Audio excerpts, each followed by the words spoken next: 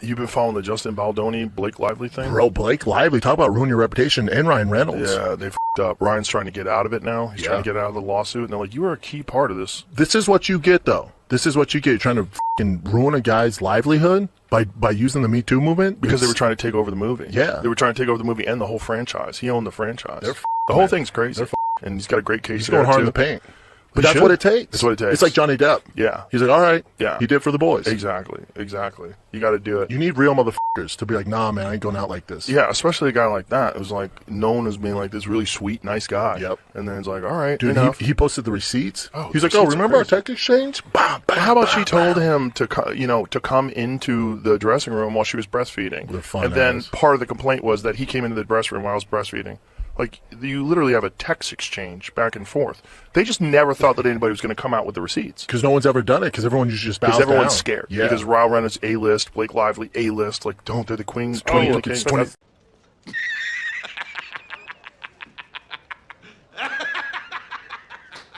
There is a point in every lawsuit where the story stops being about facts and starts being about who is willing to let the truth breathe. And Blake Lively has made it painfully obvious that she does not trust oxygen. This entire case has turned into the wildest plot twist in Hollywood. You have the alleged victim begging the court to bury her own evidence, while Wayfarer Studios is practically standing outside the courthouse with a megaphone yelling, "Please unseal everything." It is backwards. It is bizarre. And it tells you everything you need to know about who actually believes their receipts can survive sunlight. If Blake had a winning case, she would be live streaming her exhibits. Instead, she is building a pillow fort around them and hissing at anyone who gets too close. Take the secret recording, the infamous Sarowitz tape. Lively's team treated it like a party trick. They walked into court, pulled out a few hand-picked quotes, and waved them around like they were holding a smoking gun. But when Wayfarer asked for the entire recording to be released so everyone could hear it in context, Blake's team practically dove in front of the filing cabinet. Suddenly, the public cannot handle the full recording. Suddenly, transparency is too dangerous. Suddenly, playing the whole thing might destroy the narrative. Imagine introducing a piece of evidence and then fighting harder than anyone to keep people from hearing it. If you need redactions to survive, you are not holding a weapon. You're holding a foam sword from the dollar aisle and swinging it like it's Excalibur. And the fantasy really shatters when you remember the deposition. 292 pages of sworn testimony that Blake Lively has been guarding like it contains the nuclear codes. No one is allowed to hear her own words. No one is allowed to read the parts that might contradict the carefully curated story.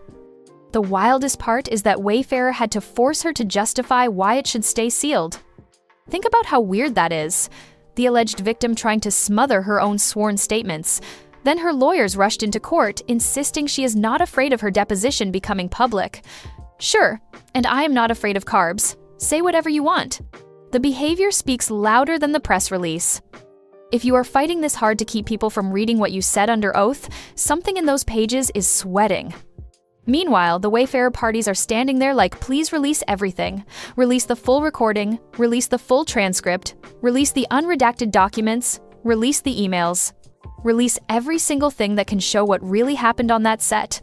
They are not hiding. They are not crouching behind sealing orders. They are saying, let the world see it all. That is what people do when they know their house is not made of paper mache.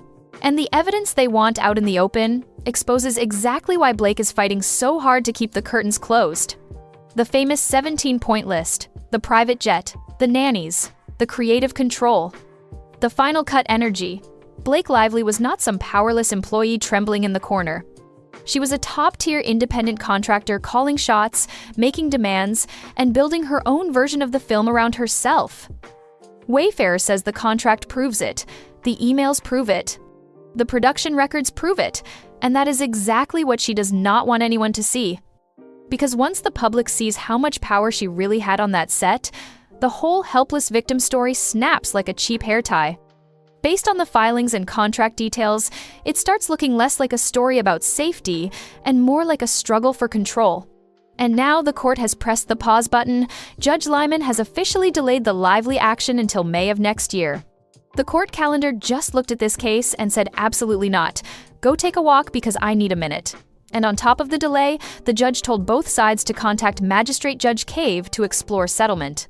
The court basically said, go see if you two can stop fighting long enough to write a check, or hug it out, or whatever it is famous people do when they finally realize scorched earth leaves scorch marks on both sides. But we all know how that meeting is going to go.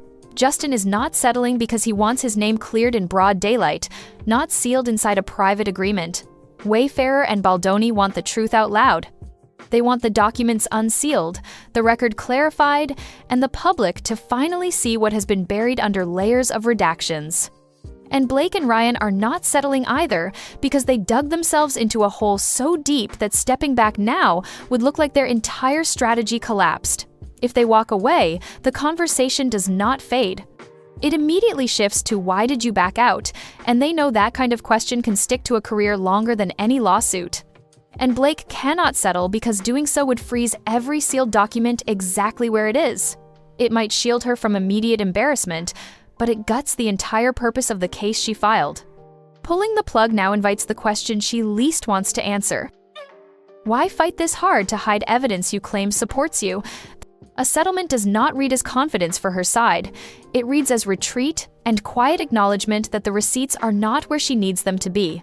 So both sides keep marching toward the next big showdown on January 22nd. That is when the judge will hear arguments on Wayfarer's motion for summary judgment and Blake's motion for spoliation sanctions. The legal version of a double feature, but with more paperwork and worse popcorn. Wayfarer wants the entire case dismissed. Blake wants the court to punish them. And honestly, the optics are brutal for her. She is trying to sanction the people who are begging the court to unseal the very evidence she claims will support her. If you are accusing someone of hiding things, maybe do not fight harder than anyone to keep your own documents under a tarp. This case has become a psychological mirror. Everyone's behavior is louder than their filings. Wayfarer wants the truth out. Blake wants the truth blurred. Wayfarer walks into court with whole documents. Blake walks in with redactions shaped like a murder scene chalk outline. Wayfarer argues for transparency. Blake argues for sealing orders, protective orders, redactions, revisions, and more redactions. It is starting to feel like she will redact the table of contents if someone does not stop her. You can tell exactly who thinks the documents favor them. And the longer this goes on, the thicker the contrast becomes. Blake keeps calling herself the victim, but her behavior screams something else entirely. Victims want proof out in the open. Victims want evidence examined. Victims want their story heard. Blake wants her evidence sealed, edited, cropped, redacted, and then sanitized for her own comfort. No wonder her filings read like a fire alarm. Every page is a panic button.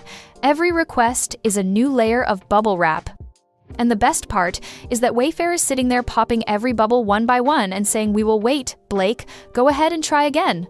You know what this whole thing reminds me of? When you were a kid and you told your parents that your room was totally clean and absolutely perfect, and they did not need to go in there and check. And that was the exact moment they knew the room looked like a tornado that ate a Lego store. That is what Blake's sealing obsession looks like. The more she screams, "Nothing to see here," the more you know that room is one sock away from collapsing. And when this finally goes to oral argument in January, the judge is going to be staring at two completely different energy levels. One side ready to open the file cabinet, and the other side clinging to it like it contains the last donut on earth. And you know the judge sees the contrast. Judges are not blind. They know who trusts their evidence and who fears it. They notice which team says release everything, and which team says please seal my entire deposition before someone reads something I cannot spin. The funniest part is that Blake keeps insisting she is only trying to protect her privacy. But privacy does not explain why she is fine leaking selective quotes when they benefit her while hiding the rest of the recording to avoid context. Privacy does not explain why she files a lawsuit in federal court and then demands the entire lawsuit stay wrapped like a Christmas present no one is allowed to open. Privacy does not explain why she keeps painting herself as powerless when the contract shows she had enough leverage to ask for the moon and a space shuttle to get there. At the end of the day, Wayfarer looks like the only adult in the room. They are standing on the courthouse steps with their hands open saying, "Look at everything." Blake is across the street, behind a curtain whispering, "Please do not look at anything."